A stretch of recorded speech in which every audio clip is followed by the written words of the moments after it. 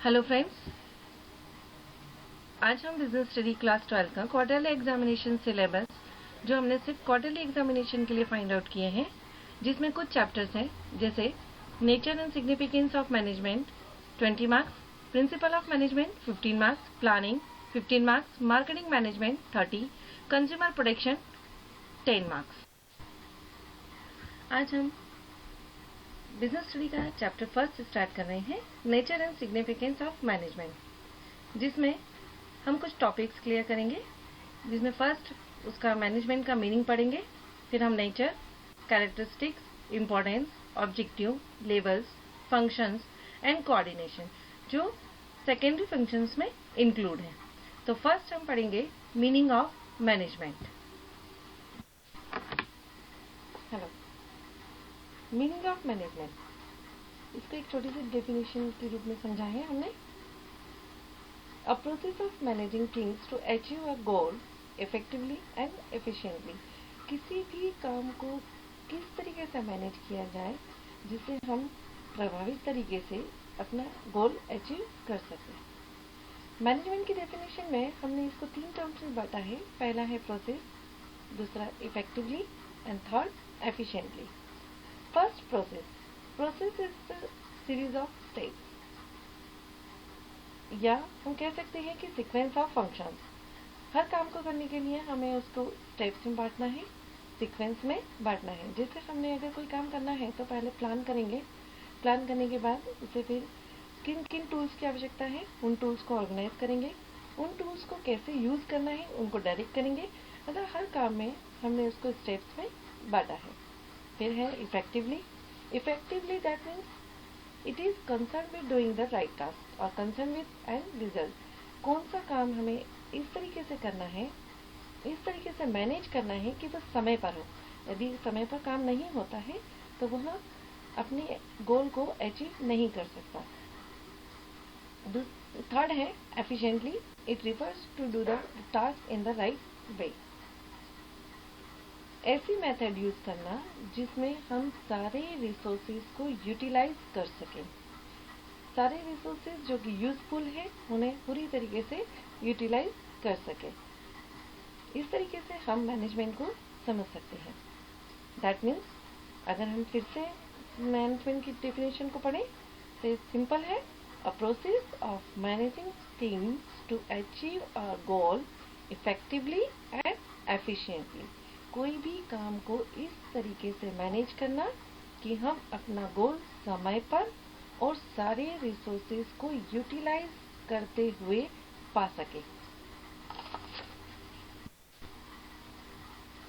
Next हमारा topic है features of management, जिसमें फर्स्ट पॉइंट है goal oriented. Management is the goal oriented process. The function and activities of manager lead to the achievement of organisational goal. Management एक goal oriented process है।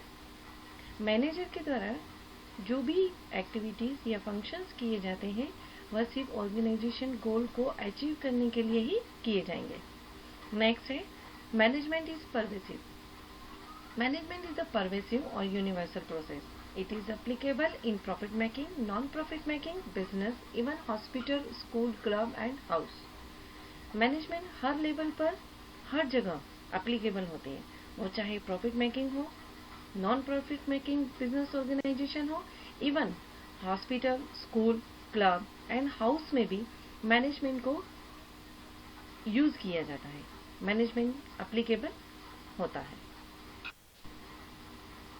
Third point है management is group activity.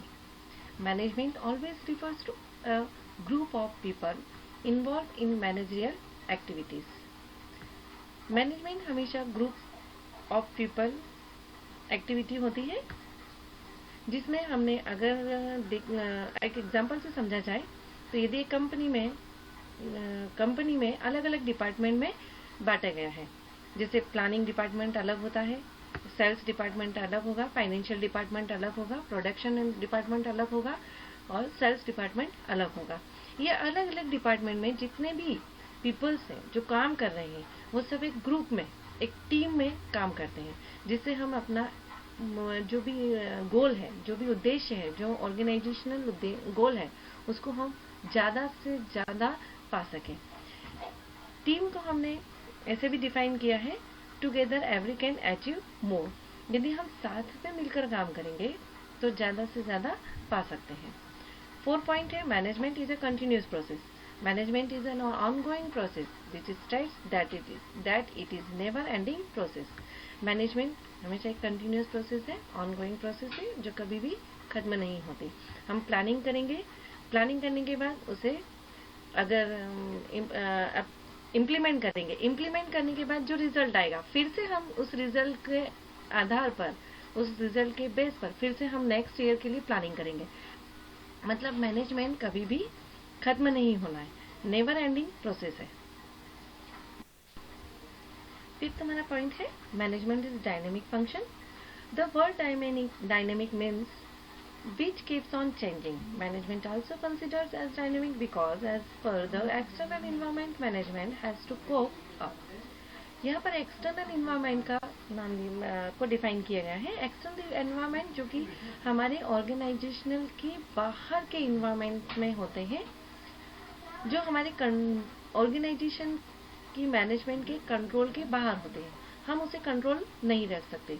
जैसे अभी अगर corona virus है जो हर company के management के कंट्रोल के बाहर है, यदि वो इंटरनल होगा तो हम कंट्रोल कर सकते हैं, लेकिन एक्सटर्नल में हम किसी भी पॉइंट को या इन एक्सटर्नल इन्वायरमेंट को हम कंट्रोल नहीं कर सकते। सिक्स हमारा पॉइंट है, intangible force. Management is an intangible force that can not be seen but it's presence can be felt. Management एक इंटेंजिबल फोर्स है जिसको हम देख नहीं सकते, लेकिन ये महसूस होता है। आप अपने स्कूल में अगर हम मैनेजमेंट को देखें तो मैनेजमेंट में हमने अलग अलग डिपार्टमेंट में, जैसे रिसेप्शन पे इंक्वायरी के लिए है, फिर रिसिप्ट के लिए एक पे डिपार्टमेंट अलग है, अलग से अकाउंट्स के लिए आपको जानना है तो अकाउंट्स के लिए एक अलग डिपार्टमेंट है। अदर एकेडमिक अगर कोई इंक्वायरी करनी है तो एकेडमिक डिपार्टमेंट अलग रखा गया है। बस रूट को चेक करना है तो हमारे पास उसके लिए भी एक HR डिपार्टमेंट रखा गया है। मतलब हम इन डिपार्टमेंट्स के मैनेजमेंट को देख नहीं पा रहे हैं, लेकिन इनको फील कर सकते हैं। आज हमने features of management and meaning of management पढ़ा। क्वार्टरली सिलेबस में भी हमने कौन कौन से चैप्टर्स को फाइंड आउट किया है वो भी हमने मार्क्स के साथ रीड करे हैं। नेक्स्ट टॉपिक हमारा रहेगा इम्पोर्टेंस ऑफ मैनेजमेंट, जो कि हम कल पढ़ेंगे। Thank you very much.